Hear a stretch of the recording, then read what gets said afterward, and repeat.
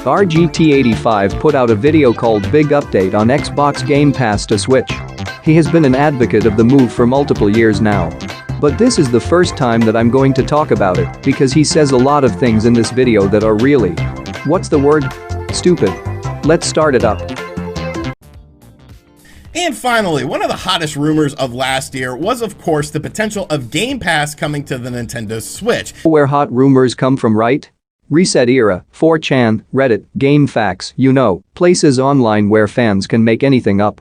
Now, of course, Game Pass is a Microsoft Xbox property where you basically pay a monthly subscription fee and you have access to a whole variety of games. Now, a lot of this spurned on with the relationship between Microsoft and Nintendo seemingly being very positive. You have games like Ori and the Blind Forest and Cuphead coming to the Nintendo Switch, which of course were first-party titles for the Xbox brand of systems. Yeah, Cuphead.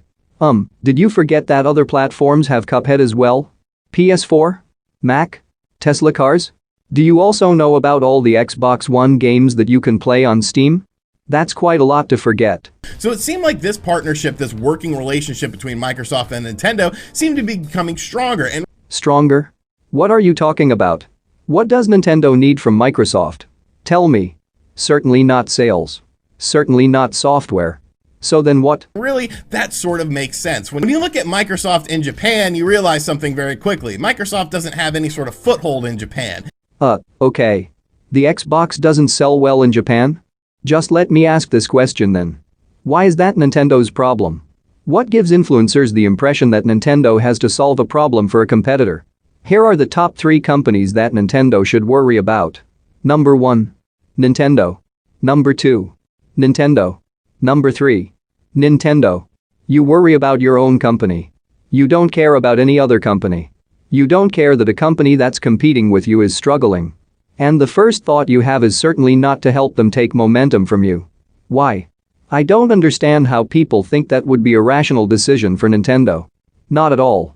Nobody really cares about Microsoft in Japan. It's all about either a Nintendo platform or a Sony platform. The Xbox brand has always been a drastic failure in Japan. So what better way to get people to play Xbox related games than to implement something like Game Pass on the Nintendo Switch? Obviously. Yeah, just as I thought where this was going to go. Just think about what you're saying. Instead of paying for eShop games on your Switch, instead you're spending money towards a service that Nintendo nor its third-party partners won't be able to profit from. That means you're paying Microsoft for games on your Switch and not Nintendo or other studios. None of those Game Pass games have that Nintendo seal of quality either, so how would that benefit Nintendo? Nintendo would be forcing the eShop to compete when there is no reason for it to, and studios would make less money because of it. If a good indie game costs $20 on Switch, and there was also this plan to play Halo, Gears, Forza, and over 100 other games for just $15 per month, what would you decide on? That's one of the reasons why they're putting their games on the Nintendo Switch, because they want as many people as possible to play their games. They want as many revenue streams as possible, while also supporting their main console. They want Switch players to crave Xbox Series X. That's why the Switch isn't getting Halo Infinite or Gears 5, but Ori from 2014 and Cuphead. And that's sort of their business philosophy. Look at how Phil Spencer has said that they don't want generational stopgaps to stop people from playing their games. Of course, you have things like xCloud, you have things like Game Pass, you have things like PC Game Pass as well. That doesn't make sense.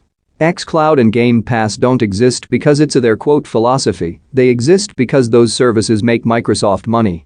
The Game Pass was a huge success for Microsoft. Of course, players are interested in having access to a digital game library for a monthly fee. So if that's the case, why would you want to contribute to that? So Microsoft seems to be more concerned about people just playing their games more so than actually buying their hardware. They have a new console coming out in a few months. What are you talking about? Which has pretty much been their sort of stance going for the past few years now. Well, sort of, because now it seems like Game Pass will not be coming to the Nintendo Switch or any other platforms, according to a recent interview with Phil Spencer. Good. The thing about other gaming console platforms is we're not bringing a full Xbox experience on these platforms. In places we have brought Xbox, like mobile phones, which we're doing now with Project xCloud with Game Pass Ultimate, and what we've done with PC and bringing our full Xbox experience there. We know when somebody is playing one of our Xbox games, there's an expectation that they have their Xbox Live community, they have their achievements. Game Pass is an option for me. My first-party library is completely there. The full Xbox experience. So Xbox games, friends, achievements, basically what would you ever have to buy another Switch title for? Nintendo's not going to be treated like some husk like that. Some dedicated second screen for all your Xbox games. And guess what? Microsoft's xCloud is a second screen service already. So what would be the point for Nintendo's hardware to be treated in such way like it's just a smartphone or computer monitor so that you can play someone else's games? The other competitive platforms really aren't interested in having a full Xbox experience on their hardware. Well, gee, why not? Why in the world would competitors not want to help Microsoft? Lord, I just can't put my finger on it. But for us, we want to be where gamers want to be, and that's the path that we're on. So I find that very interesting because yes, I can understand why Sony wouldn't want Xbox Game Pass to be on there, because Sony is pretty much the polar opposite of what we've seen with Microsoft this generation. Sony doesn't need Game Pass. Sony has tons more software titles than Xbox, in addition to more exclusives. So where is the appeal in it for Sony?